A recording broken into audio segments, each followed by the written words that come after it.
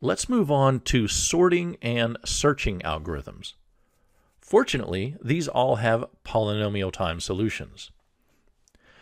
In an insertion sort, you look at your elements from left to right and you insert each element in order into the sorted elements on the left. This is what a lot of people do when they're dealt a hand of cards. They get the cards in some random order, and then they go through the cards one at a time, starting from the left, and insert them into the sorted cards to the left of the one they're looking at. The algorithm for insertion sort looks something like this. There are two for loops that iterate through the sequence you want to sort, and both for loops can potentially run through the entire sequence. What does that mean for the runtime of this algorithm? If I give you 5 seconds, can you tell me what the complexity of this algorithm is? 5 seconds starting from now.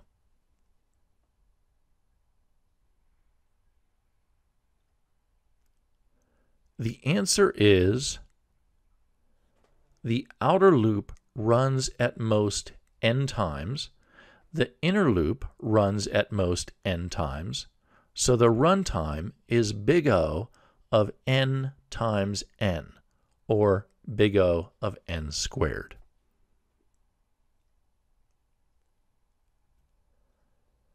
Now let's look at merge sort. Unlike the insertion sort algorithm we saw, which was iterative, merge sort is recursive. It splits the elements of the sequence it's trying to sort in half, sorts each half recursively, and then merges the two sorted sequences back into the main sequence.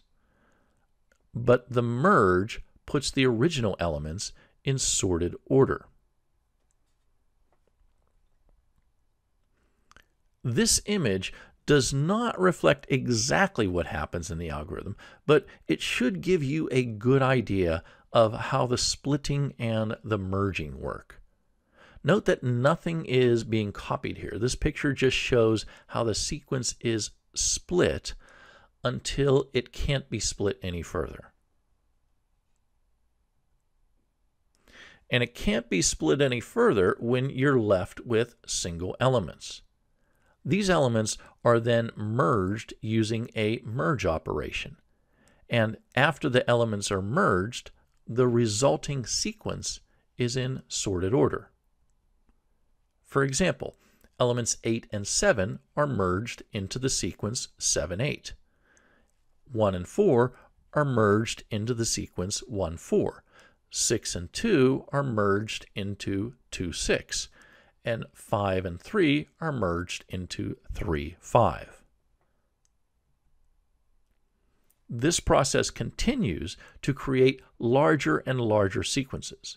7, 8 and 1, 4 are merged to create 1, 4, 7, 8, and 2, 6 and 3, 5 are merged to create 2, 3, 5, 6.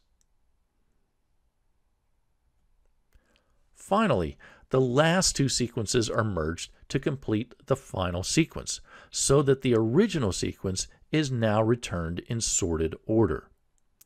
Note that the splitting and merging of elements that you see here does not necessarily occur in this order in the algorithm. For example, the algorithm would complete the entire sequence 1, 4, 7, 8 before it even started splitting up the sequence 2, 3, 5, 6.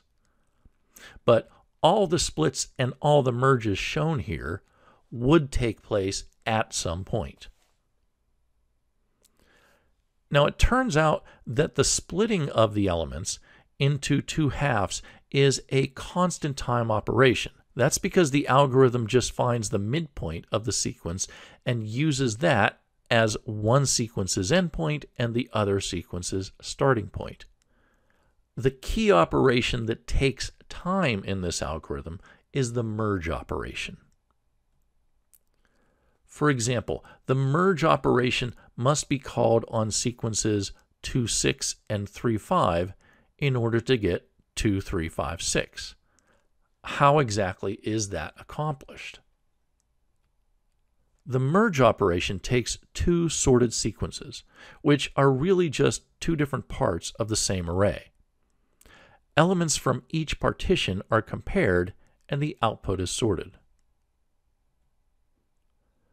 To see how this is done, imagine two decks of playing cards that are in sorted order. You want to combine the cards and make sure that the resulting deck is also in sorted order. The first thing you do is compare the top card on each deck and find the lowest value. Here, we assume that an ace is less than a 2, so the ace becomes the top card in the new deck. Next, we compare the 5 and the 2. 2 is less than 5, so 2 becomes the next card in our deck. Next, we compare the 5 and the 3. 3 is less than 5, so we take the 3. And notice that we are taking from the same deck we took from last time. That doesn't matter as long as we put the cards in the correct order. Comparing 5 and 7, we make the 5 the next card. Comparing 7 and 7, we have two cards that are equal, so it doesn't matter which one goes next. Typically in your algorithm, the same subsequence will always be chosen in the case of a tie. And that's the idea behind the merge operation. We keep making comparisons until we get all the cards in sorted order. So if you had to take a guess, what do you think the runtime of the merge operation is? I'll give you 10 seconds to pause the video and think about it starting from now.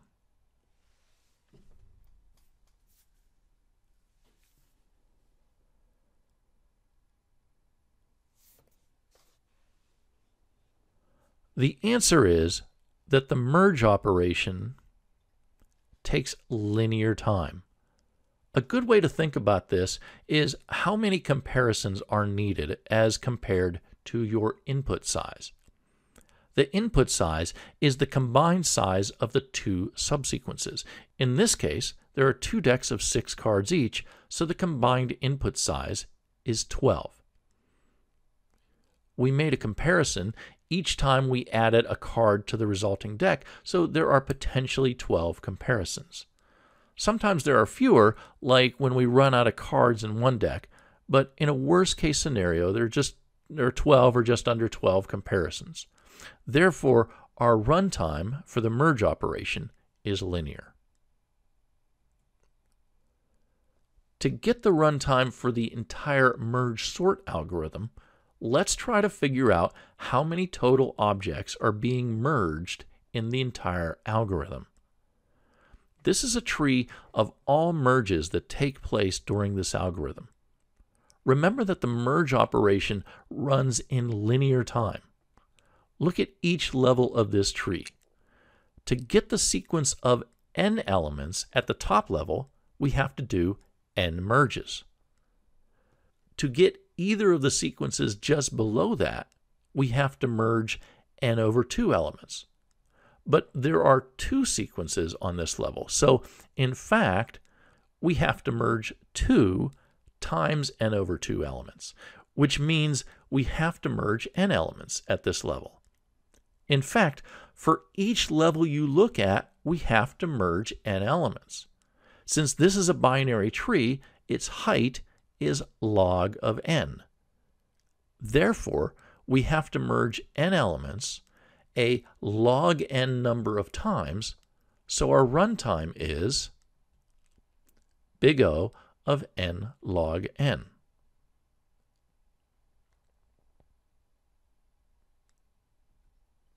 Now let's look at searching. In a linear search, you go through a sequence left to right until you find an element that matches the one you're looking for. I'm sure you've seen this type of algorithm many times already, and it should be obvious what the runtime of this is, but I'll give you 5 seconds to figure it out starting from now.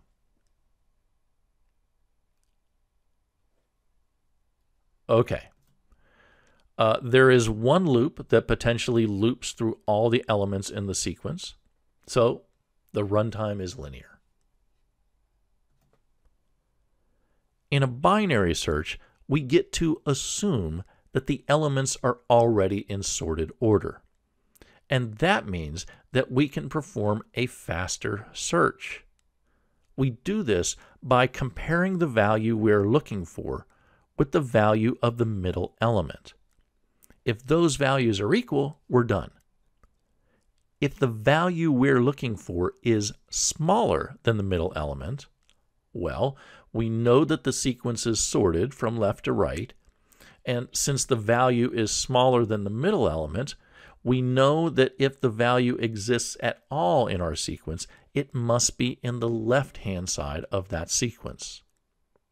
And we do something similar if our value is greater than the middle one. If you think there is some kind of recursive call going on here, where we start with the entire sequence and then keep calling the same method on a sequence half the size until we find the value we're looking for, well, if you think that, you would be absolutely right.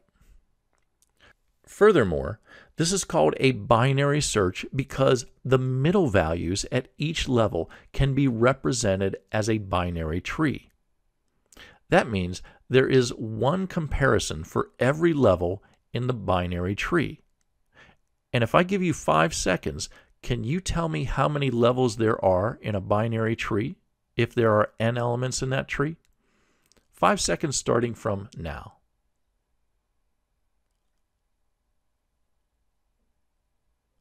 The answer is, just like in the case of the merge sort example, that there are log n levels in the tree. So the runtime for this algorithm is big O of log n, which is significantly better than linear time. However, don't forget that there's an extra requirement here, that the sequence already be in sorted order. So a linear time search is the best that you can do if your sequence is not sorted. A binary search is great if you know that you already have a sorted sequence. And that's it for this short video on sorting and searching. I hope you enjoyed it, and I'll see you in the next video.